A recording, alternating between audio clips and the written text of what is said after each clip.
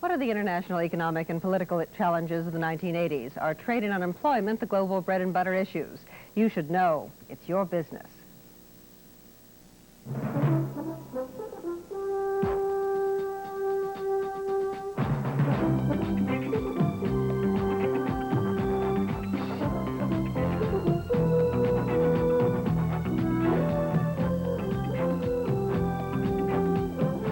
From Washington, D.C., the United States Chamber of Commerce presents It's Your Business, a weekly series of debates on vital issues affecting you. And now the moderator of It's Your Business, Meryl Comer. Welcome. Gone is the time in the decade following World War II when the United States effectively maneuvered countries economically and politically. Now, amidst the havoc of worldwide recession and political swings right and left, the pessimistic view from abroad is that economic recovery will be short and flat, and that continued high interest rates will shut out U.S. investment in the world's economies. At issue, global trends, which direction? My guest, Robert Novak, syndicated newspaper columnist and television commentator. Bob, has post-war economic expansion created an interdependent international economic system from which there's no turning back? Yes, indeed, and I think that it guarantees that there's going to be a global ideological struggle for what kind of economic system it's going to be. Thank you. Also joining us, Bob Kuttner, author, contributing editor to the New Republic, just back from assignment in Europe. Bob, what is the current status of U.S. economic prestige abroad? It's surprisingly low. I think our European allies in particular are worried that our recovery will be shallow, that it will drag down their own recoveries, and that worldwide unemployment will be persistently high. Representing business, Dr. Richard Lesher, president of the U.S. Chamber of Commerce. Dr. Lesher, are world economies dependent on a U.S.-led recovery? First of all, Meryl, that recovery is going to be a lasting recovery and one which we're going to share with our trading partners, with the developing countries, and also with the Eastern Bloc nations. Our final guest, Christopher Hitchens, Washington columnist for The Nation and correspondent for the London Spectator. Christopher, who is to blame for the international debt crisis? Those to blame are the irresponsible private banks and the quasi-governmental institutions like the World Bank, who made promiscuous loans to corrupt and backward elites in the Third World and elsewhere who had neither the intention nor the ability to repay them. We'll have to look into those charges when we continue. We'll also look at what happens when economic realities collide with political ideologies. Stay with us. Elections are now over in the major industrialized countries, with economic policy a major political issue. In Britain, with over 3 million unemployed, Mrs. Thatcher won re-election, managing to persuade voters it wasn't her fault. In Germany, Chancellor Helmut Kohl is after results, east and west, working to keep the European economic community solvent while authorizing the largest private bank loans ever lent to capital-starved East Germany. Italy has elected a 44th government, the new coalition faced with 10% unemployment and inflation at more than 16%. In Japan, Prime Minister Yoshihiro Nakasone survived elections with his hawkish views and unpopular trade concessions toward the West intact. In France, conservative opposition is mounting to the socialist mandate of President Francois Mitterrand. And in Canada, the promise of Prime Minister Trudeau's Liberal Party to reject neoconservative fiscal restraint has come to naught. With that as background, Bob, are there any comparisons we can make about the conservative victories in both Britain and Germany? Yes, I think that by and large, Meryl, that the democratic capitalism, more than conservatism as such, is on the march across the world. I think that socialism is in retreat, and when it's in less retreat, it's in places like Spain, where it's been denatured. Where it's stronger and more like socialism, it's in very bad shape, as in the British Labour Party and the increasingly leftward drift of the Social Democratic Party in Germany. So I think in Germany and the UK, one of the reasons that for the success of the conservative parties was that the alternative of a socialism turning left was just too horrible to embrace. Christopher, did unemployment as an issue backfire on the British Labour Party? Yes, very much so. The fact is unemployment has a corrosive effect on the labour force and on any party identified with it. Basically speaking, unemployed workers won't vote for the party of unemployment. They want to vote for a party that's not a lame dog party. In fact, nearly half the unemployed voted for Margaret Thatcher. Bob, you just came back from Britain. What was your view? Why do we try to make the Thatcher victory a victory for President Reagan?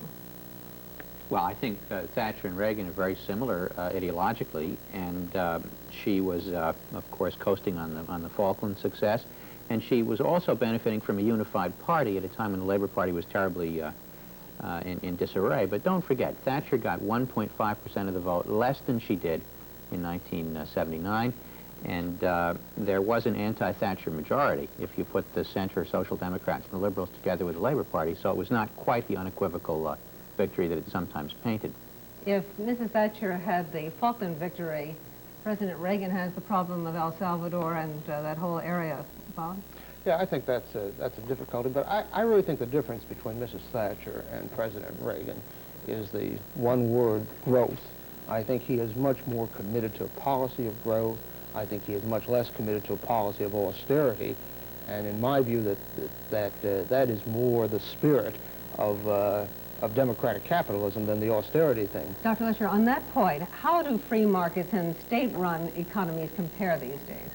Well, the free market outperforms the state-run economies in all corners of the globe, both in terms of gross national product and in terms of the benefits to the actual consumers. And this is the thing that's turning the world in the direction that Bob suggests, because you have those stark comparisons between East Germany and West Germany, East Berlin and West Berlin, Taiwan and the PRC, and Hong Kong versus the PRC.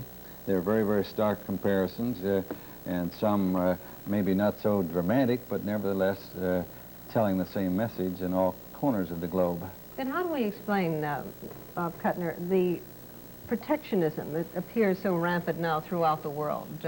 I'm going to quote an article that you wrote recently in the New Republic on the fallacy of free trade, and you wrote, Japan not only sins against the rules of market economics, they convert sin into productive virtue.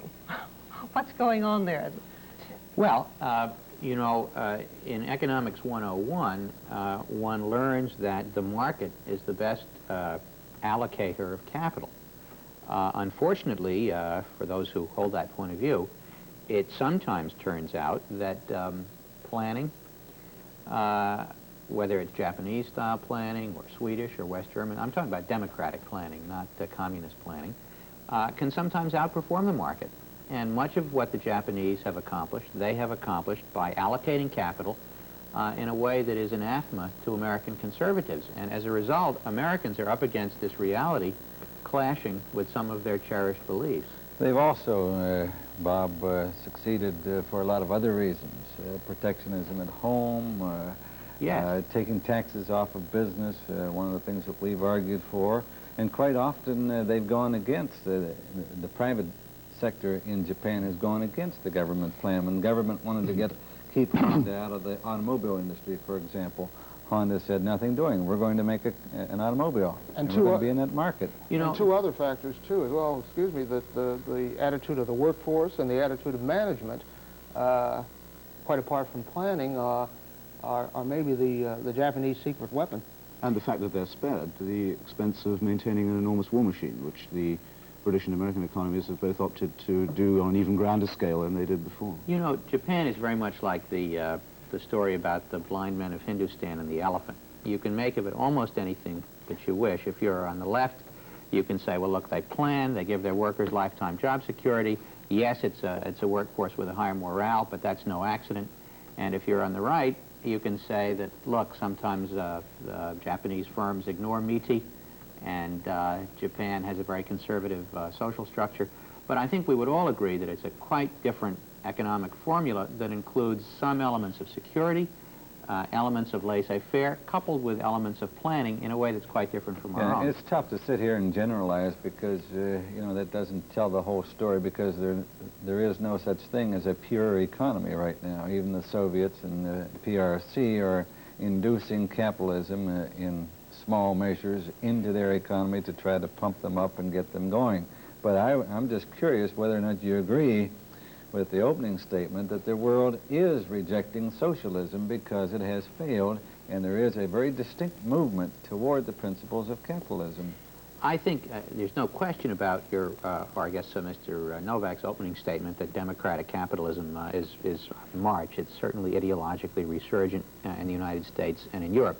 But I guess I would reject this two-way dichotomy between state socialism, meaning communism, and democratic capitalism. I think if you look at the performance, particularly of the West, the countries that have really done best have been countries that have taken a third way, like West Germany, like Sweden, like much of Northern Europe, where you have a more successful and protective welfare state, where you have a larger public sector, where you have somewhat more economic planning, somewhat more socialization of savings. If you look at the record of the West since World War II, the democratic socialist countries, the welfare state countries, I think have outperformed the United States. You surely wouldn't call Japan a welfare state country, even with... No. You know, I was just in Japan recently and spent a week there, and I talked to a great number of executives and business, government officials. I asked all of them, what is the thing most important that we can borrow from you? What is the most important thing we can do in the United States economically? I didn't hear one say, you've got to do better planning. The thing that they said incredibly was, revive your entrepreneurial spirit. All right, but on that point, Christopher, do we tend as a nation to send too many mixed messages about policy to the Europeans? Yes, you certainly do. I mean, I think that at the moment, what is thought of by Americans as, well, here we are hanging tough and showing the world we mean business, is seen in Western Europe and to your south as simple bullying and posturing and bluster.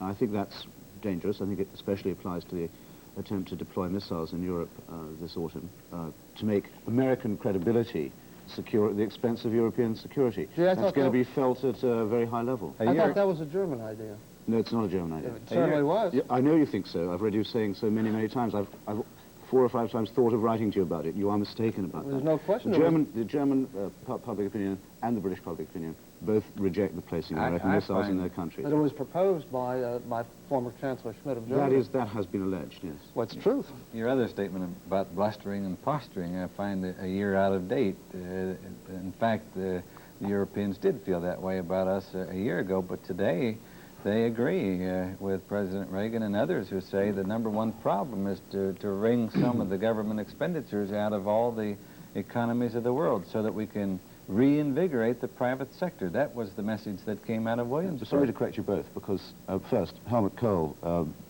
very shortly after his inauguration, told the White House not to take his re-election as an endorsement of their policies. That was his very first speech. Second, Chancellor Schmidt, or former Chancellor Schmidt, in an interview with Catherine Graham only the other day, said that he wished they'd never begun the process of deployment. He can't get away from that. And it was perfectly clear that the Geneva side of the bargain was not going to be kept, and that is perfectly evident. The interesting thing about Chancellor Kohl is that you say that he says not to take that as a test of the issue. He was in Moscow with Mr. Andropov, standing up very hard for the emplacement of the Pershing rifles. In addition, the people of Germany and the people of the UK had a chance to vote on these things, and I think they voted the other way. Let's take a break. We'll be back in just a moment. It seems that during the 50s and 60s, when you had steady economic growth, almost any economic social formula worked in Europe. What's happening now in France? Has the French socialist mandate of Mitterrand moved French socialism to the left? Is it being absorbed? Is the conservative movement coming on strong? I think both. I think what you have in France, as you have in much of Europe, is a degree of polarization. You have both a resurgent right and, to some extent, a resurgent left. And the difficulty, of course, that Mitterrand has is that with conservative governments in power in the rest of Europe and in the United States, it's proven terribly difficult for him to pursue his own course, regardless of what one thinks of the plausibility of that course. Had the rest of Europe and the United States been willing to reflate, had they been willing to increase their rate of economic growth in concert, it would have been rather easier for the French to do that. It was impossible for them to do that alone because all of that purchasing power went to buy imports, and that just created a run on the franc. I would say that's taking Mr. Mitterrand off the hook. I was in Paris 2 years ago just as he took office, and everybody that I talked to there was predicting exactly what was going to happen, that it was going to be an economic disaster because he was quite apart from anything else that happened anywhere else in the world. These things just don't work. And of course, if it wasn't for the horrible accident of the Gaullist Republic, which places these governments in place forever, the socialists in France this time would have had as short a lifespan as they had in their previous incarnations in France. In fact, in other parts of Europe, going back to something you said earlier, Bob, about the glowing reports of socialism in some parts of Northern Europe and Germany and so forth, the one thing that they're trying to do right now is to correct some of those overindulgences, because, as Meryl said, when you had strong economic growth in the 60s and 70s, you could cover up a lot of those mistakes. But the one thing that people seem to recognize now is that we can't afford to continue this runaway growth in governments, not only here, but all throughout the world. Yes, but during this horrible period of 1950s and 1960s, when the welfare state was entrenched in Western Europe, that was the golden age of Western Europe's economic growth. It just doesn't wash to blame the post-oil oil price increase slowdown on an expensive welfare state. When you had a welfare state in Europe dating to the 40s and 50s on the eve of 20 years of sustained growth. Financed by Washington? No. Oh, at the beginning it certainly was. Well, if you're talking about Marshall aid, yes, that gave a push for a few years. The whole economic But much of that program. social Yeah, the structure decision you're for talking about welfarism was didn't taken come during the into war. existence until the 60s. It didn't come in the 40s and 50s. The runaway welfare state in Sweden didn't exist 35, 40 years ago. That's a rather recent vintage. Bob, I don't see how you can say that the left is resurgent when it seems to be in such an ideological shambles from the far left to the near left. They don't know what they stand for, and they seem to be in ideological turmoil. Well, they're in a period of ideological revival and debate. You see, the democratic left in Western Europe put all of its eggs in this basket of Keynesianism plus a welfare state. You had this compromise throughout Western Europe where the socialists got more conservative and the capitalists got a bit more social welfare oriented, and that was the kind of compromise we had throughout Western Europe in the 50s and 60s. Now, what's happened? The conservatives have moved back in the direction of more of a pure Adam Smith free market, and the socialists, I think, are moving left. Now, right now, you're quite right that the socialists are out of power in most of the world, and the conservatives are having their inning, and time will tell whether the conservative inning puts the world economy back together. Chris? Yes, I think capital has a little way to go to prove itself or vindicate itself yet. It would be interesting to see whether the tax breaks and all the other incentives lead to an investment revival, for instance, and some commitment of capital to the economy in the United States. It certainly hasn't happened in Britain, and they've had 3 years, 3 to 5 years. They haven't had the tax cuts. Of the trade unions beaten back, of wage demands almost at nil, of the uncovenanted benefit of North Sea oil, and the whole other range of Thatcherite policies, the result of which is the country has become practically a net importing country. 10% of its workforce is out of work, and bankruptcy is the thing that the businessman worries about more than the trade unions. Chris, if I could put that in the longer term of history, mankind has lived in poverty throughout most of history, while communism and socialism and central states came and went, and they all failed. And we didn't have people climbing out of poverty until we had capitalism about 200 years ago. That was the notion that brought people out of the caves, because they put incentives in front of people. And that basic truth is being rediscovered in all corners of the globe.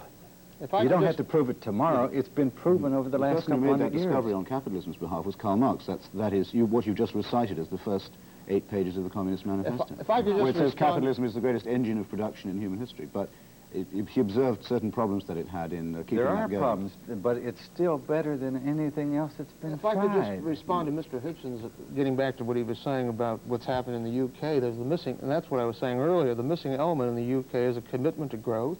There is no significant tax cuts, and the difference between Thatcher and Reagan is that Thatcher is sheer austerity, and Reagan is not an austalitarian. He's a growth man. All right, in the time remaining, Bob, can you give us a perspective on what's happening in the Soviet Union? We're talking as if we're operating in a vacuum. What's happening there in the Soviet Union in terms of... I'm hardly an expert on the Soviet Union, but I would like to differentiate the Soviet Union rather strongly, which is a dictatorship, from some of the countries of Western Europe which practice democratic socialism, which is as different from communism as night from day. Well, the communists in Italy said that they They were hailed in the West as loosening their link with Moscow. Yes. Have they done that? I think to some extent, perhaps. Well, they've broken with Moscow. It would be fair to say they're no longer a member of the communist family. Certainly Moscow doesn't regard They them get as- exactly the same amount of votes either way. Over the longer period of time, you can put it on a chart. You can chart it in terms of gross national product, whether you're talking about the Soviet Union or China or some of the socialist countries of Europe, and you find that those who put incentives in the system, who believe in private property and freedom, are the systems that succeed. Let's take a break. I'm sorry, we're almost out of time. We'll be back in time for a summary question. By way of summary, let's see if we can enumerate some of the international economic and political challenges of the 80s. Mr. Kuttner. I think the biggest challenge of the 80s is to reconcile economic growth with economic fairness. Any program that throws 11 million people out of work in the name of restoring growth has to be considered a failure. Dr. Lesher. Some of the closed societies, they're often underutilized permanently, but the real challenge is to get economic growth for all the people, and most of the leaders of the world have been coming to study capitalism, looking for ways to infuse incentives into their system. Christopher? The challenges are, excuse me, socialism for the Western world, political democracy for the Eastern world, and a serious attempt to save the Third World, where capitalism has been tried and has failed, from the appalling fate that awaits it if it's neglected any further. I think the challenge is for all governments, whether they will forget the advice of the academics, heed the lessons of the past, and for governments to relinquish control and take their feet off the necks of the governed and let them follow incentives to prosperity. Thank you for joining us. Bob Kuttner, Christopher Hitchens, Robert Novak, Dr. Lesher. Thank you for joining us. That's it for this edition of It's Your Business. Join us once again next week as we confront the issues that are your business. I'm Meryl Comer. Have a good day. It's Your Business originates from Washington, D.C. If you would like to comment on today's program, send a card or letter to It's Your Business, 1615 H Street Northwest, Washington, D.C. 20062. If you would like a transcript of today's debate, write to the same address. Enclose $1 to cover handling. It's Your Business is produced by the Chamber of Commerce of the United States, publishers of Nation's Business and Washington Report.